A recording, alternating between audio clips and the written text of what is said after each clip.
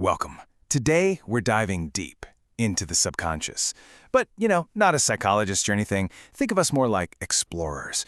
We're going to be guided by some really fascinating philosophical writing to map out this strange and, sometimes unsettling landscape that's buzzing just beneath the surface of our thoughts. So let's start our descent.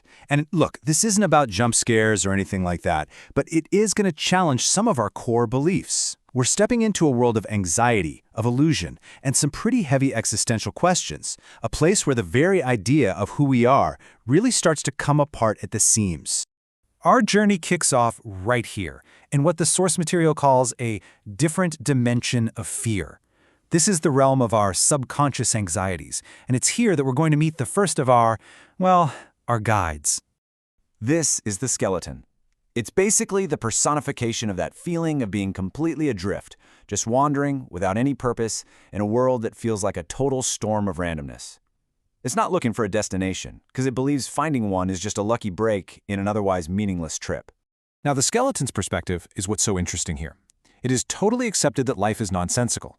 But that realization doesn't cause a panic attack. Instead, it brings on this weird sense of calm.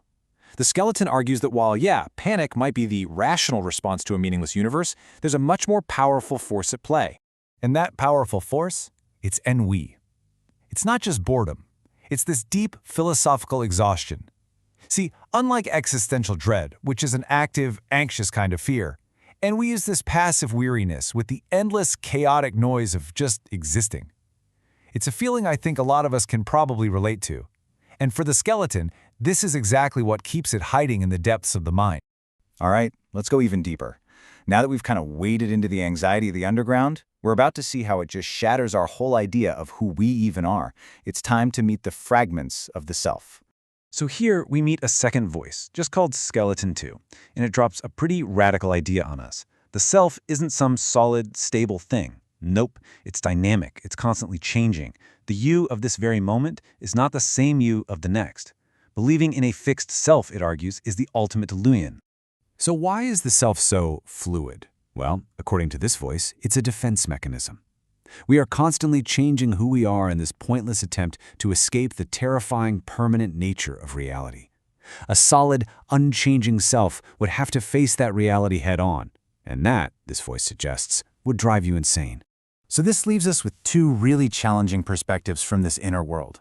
While Skeleton 2 sees the self as this kind of fearful escape artist, another character, the Scarecrow, takes it even further. It claims that the word I doesn't even imply that you exist. The self, from this point of view, is just a random collection of parts, a medley with no real central being at its core.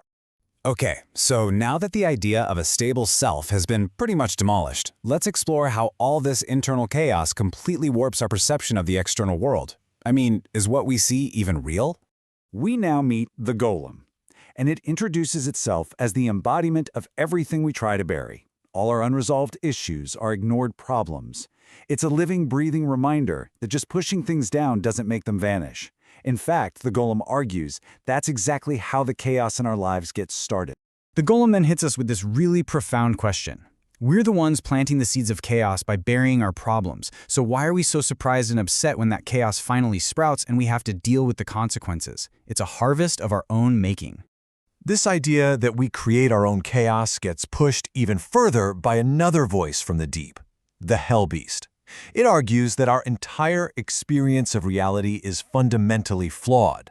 Our senses, they don't give us a clear window to the outside world. They just paint a subjective picture that's all tangled up with our internal chemistry and pure random chance. And this, of course, leads to a truly unsettling question.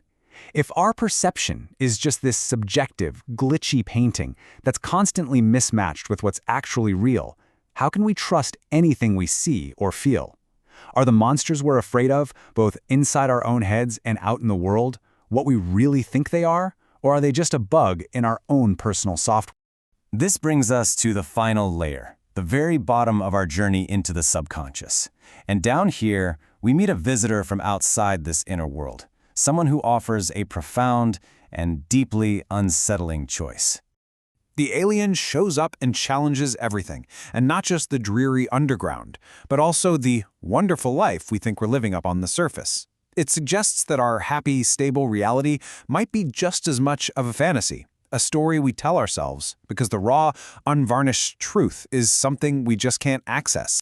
The implication here is massive. Our entire reality might just be a comforting delusion. The alien suggests that hallucination isn't a malfunction, it's a feature. It's a natural defense mechanism that kicks in when the actual unfiltered truth of existence is simply too much for us to handle.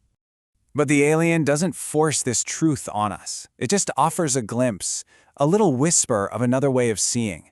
It makes it crystal clear that the choice to truly open our eyes and look past the comforting illusion, well, that choice is ours, and ours alone. And that's really the final, lingering question this whole journey leaves us with. If you were given the choice between a comfortable, understandable illusion and a potentially unbearable truth, would you dare to peek behind the curtain, even for just a moment?